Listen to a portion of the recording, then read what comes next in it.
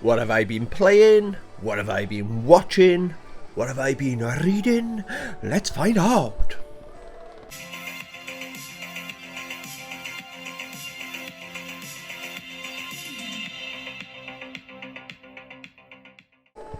Hey YouTube, welcome to the channel, or welcome back to the channel. I hope you're all doing well.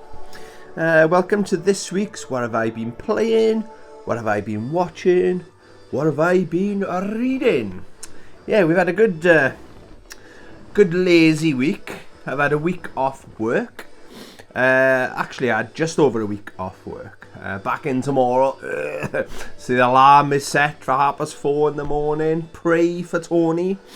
But yeah, I haven't really been on holidays. I've just had time off. So much needed time off, I will add. So I've done a lot of gaming. I've watched a couple of movies. Haven't really read much, but a good read last night of my new book. So jumping a bit ahead, getting a bit ahead of myself, as they say. Let's start off. They're not quite in order, but this is a summary of what I've been playing the past week. So I've been playing the Outer Worlds. That's digital.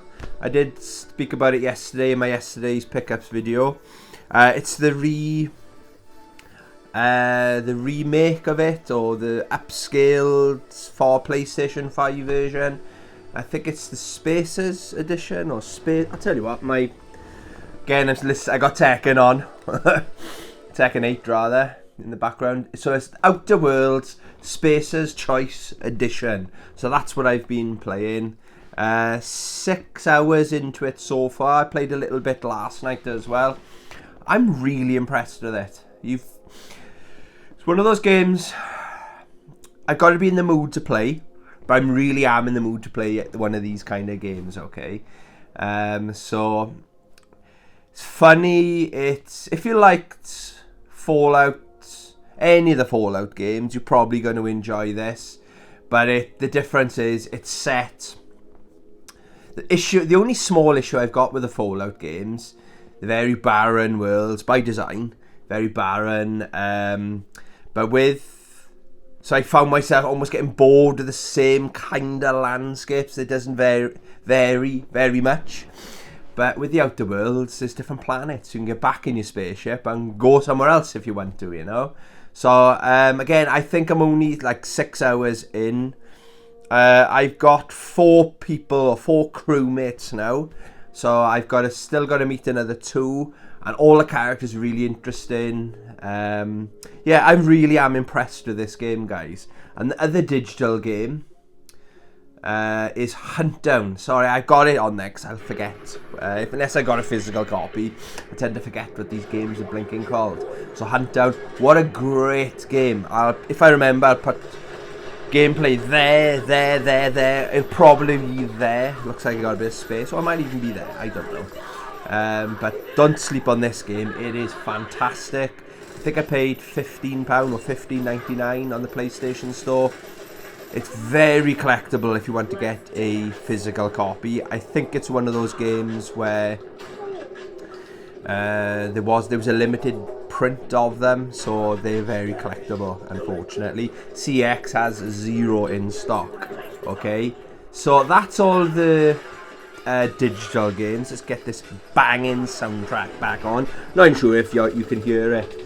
So what have I been playing? Physical games. So Tekken 8, playing a little bit of Tekken 8. Victor, dare I say, Reina might be my favourite character. Victor is fantastic as well. He's the closest gameplay to my main from Tekken 7, Kunimitsu. So shout out Kunimitsu. I'd love her to come back to Tekken 8. But I think it's joint. Reina and Victor are my clear favourites in Tekken 8, okay? Now, I only played a little bit of this. I play in Street Fighter, Super Street Fighter 2. I don't know what my favourite Street Fighter 2 is. That's a tough one.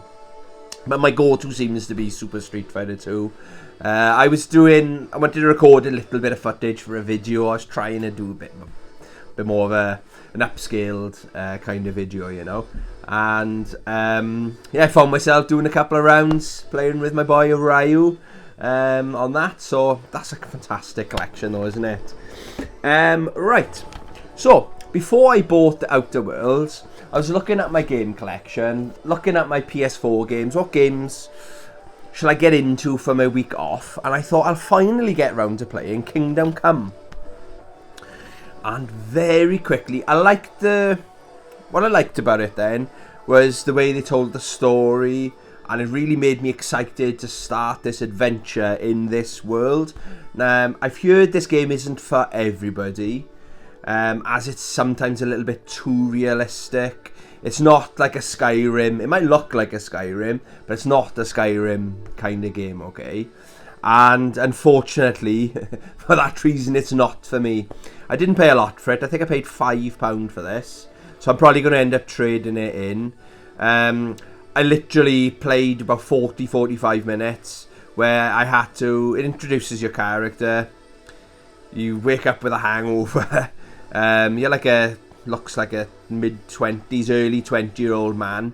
And your father's like a... What they call them? Like one of those people that makes weapons. I can't remember. He's a weapon maker. I'm not sure if that's blacksmith, is it? Or something like that they call them. So, someone owes your father money. You go to collect the money. He gives you a couple of excuses. And one of the options is to rough the person up a little bit. And it doesn't tell you how to... Oh, I completely missed it. Flew over my head. How you're supposed to punch or anything like that. The controls are beyond terrible. So I thought, I can't be bothered. I thought, again, it didn't cost me a lot of money. I'll just move on to the next thing, you know. It's a shame because I wanted to explore the world a little bit more. The map as well was shockingly bad. So I thought, nah, it's not for me. Don't waste any more time. I'm done with wasting my time with video games. Unless it's something there early on that captures my imagination or gives me a reason to put more time into it. If it hasn't got any of that, I'm out. Okay? So I'm continuing my playthrough of Final Fantasy X. I'm literally just running from one save point to another save point now, leveling my character up, and it's quite satisfying. We're one-hit killing all the enemies, so it's time I move to a new save point to progress the story a little bit. But basically, this is my, if I'm not sure what to play, kind of games, and I want to watch YouTube in the background or watch a movie and do something with my hand. This is what I'm playing whilst watching something else, you know. So yeah, I'm continuing my quest to complete one Final Fantasy game. I've never done one, see, so this is the year I complete a Final Fantasy game. Looks like that's the one I'm putting all my energy into so far. Finally got around to playing Streets of Rage 4. Only a couple of stages in. I would much rather play this co-op, I've got to be honest. I'm not a fan of Streets of Rage, but some people say it's the best game ever. This game's my childhood, you know, like Streets of Rage 1 and 2. But I'm not quite there because I was more of a Street Fighter kid than the Streets of Rage and Final Fight and all that. I was more 1v1 fighting game, you know. But yeah, it's good. It's very good. It's exactly what I expected. It does exactly what it says on the tin kind of game, you know. So yeah, I'm enjoying so far with that. So that's all the games I've been playing. That's quite a lot for me, that is. Again, my advantage that last week was I had a week off work, okay? I've watched 2 movies. This one isn't actually mine. I'm holding on to it for a friend. Shout out to Luxton. Sylvester Stallone, Bullet to the Head. I think I messaged the boys after watching it. It should be called Many Bullets to Many Heads. But maybe that doesn't sound as cool as Bullet to the Head. Yeah, it's alright, you know. It kind of reminds me... It's almost like they don't make films like they did in the 90s, but clearly they are making these films like in the 90s. It's not like going to change your life or anything like that. It knows what it is. It stays in its lane. It's kind of like Stallone's the guy on the wrong side of the law, and he's got to team up with a detective they both got an interest in solving the case or tracking the bad guys down, kind of thing. It's a good fun old time, you know. So £1 will cost you right now in CEX. So yeah, I do recommend that. And I watched this the other night, Pet Sematary. I didn't actually watch all the way through the original Pet Sematary movie, but yeah, I did enjoy it. I don't know if I'll rush to watch it again. Without spoiling it too much, family buy a house. They're moving away to the countryside to get away from the hustle and bustle of the big city, and they've got a little girl, a daughter, who's got a cat. And at the end of this property that they bought, lovely cabin kind of style house, there's like a pet cemetery, and it's got some magic powers kind of thing. Something happens to their cat, and one of the neighbours thinks he's trying to help, but he doesn't really help. So the cat basically comes back. If you take your pet, or bury your pet in a certain part of the cemetery, the forbidden part, it comes back to life, or does it, kind of thing. It's gets a little bit out of hand, but yeah, I really did enjoy it. There wasn't any big spoilers, surprise, oh my god. But yeah, I did enjoy watching that. Okay, right, time to check out my notes. Netflix, I'm just over halfway through watching a documentary. Again, I can't sleep. I didn't sleep much last night. I'm supposed to go for a run every Sunday morning, but my medication that I take for sleeping makes me feel really groggy in the morning, so I don't take my medication normally on a Saturday night.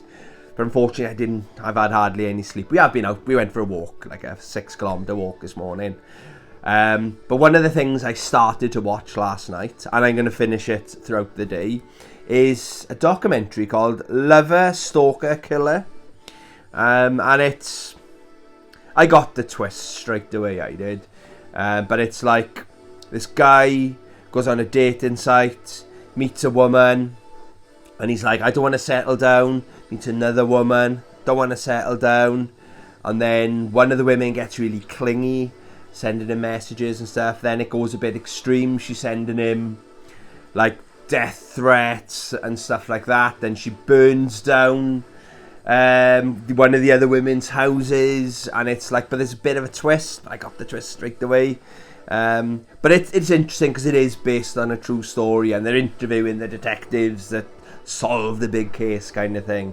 So yeah, I'm enjoying it, you know. So again, it's not going to change your life, but yeah, if you like that kind of crime documentaries, and Netflix do always have good crime documentaries, don't they? Prime, I don't think I've watched anything of note on Prime. Told you what movies I've watched. Right, YouTube. This week's channel of the week. Now, I don't know why I've never given this channel a shout out. I've watched the videos long before I ever had a channel, okay? So the channel name is Preferred Dimension. I think they're American YouTubers, and the main videos I like to watch, they do games room tours and stuff. It's a couple of friends, basically, a group of friends got a channel, and they sit in, the videos I like is their pickups videos. So the video which is my channel of the video of the week, is January Game Pickups 2024. It's 3 friends, and they just take turns and they show what they've picked up. Kind of like my pickups videos or a normal pickups video, but it's like it's like a group of friends showing them off at the same time, and they're not necessarily, they don't know what each of them has picked up. Like my retro gaming friends, we go retro hunting together. But I think they do a lot of, like, they're a bit more hardcore compared to me. They're more like, they do Facebook Marketplace, or they're on eBay and stuff like that. And it's nice seeing their friends' reactions. And sometimes they'll give, oh, I got this for you. And they're like, oh, wow, thank you, kind of thing. So yeah, that's Preferred Dimension. I'll put the thing up there or there. January game pickups 2024. Okay, and what have I been reading? Excuse my train ticket there. Godzilla. So this is 2 novels in one, Godzilla and Godzilla Raids Again. This has taken 70 years, I believe, to have an English translation. It came out not long before Christmas, and I picked it up, but I've been reading, I can't say just off camera, I finished my second read through of the Akira novels, so there's mangas, there's 6 of them, so I finished them. I'm only 36 pages in so far. I've read it a little bit at the start of my week off, and I read about 30 pages last night, okay? And it's great. It's absolutely great. It's a bit more in depth to the movie. It does make me want to watch the original movie again, but someone's borrowing it. I got it on Blu-ray. Actually, I've got it on DVD as well. But it's kind of all they've done, basically. A fishing boat has sunk in an unusual place. There's no rocks or anything, and it's a new fishing boat. It's the newest fishing boat with the newest crew, the most experienced crew man in this boat. And they send another boat out to investigate, and they're like, it's very strange in these coordinates. There's nothing for it to crash into the boat, and it's a very calm night, clear night. So again, this is set in the 50s, so there might have been from World War II some those big bomb mine things they used to put in the water, and they said, well, visibility was clear, so it's unusual that they've vanished off the face of the earth, kind of thing. And then something happens to that fishing boat, the rescue boat, if you like, and they describe it as like a whirlpool, and they're getting brought down into this whirlpool.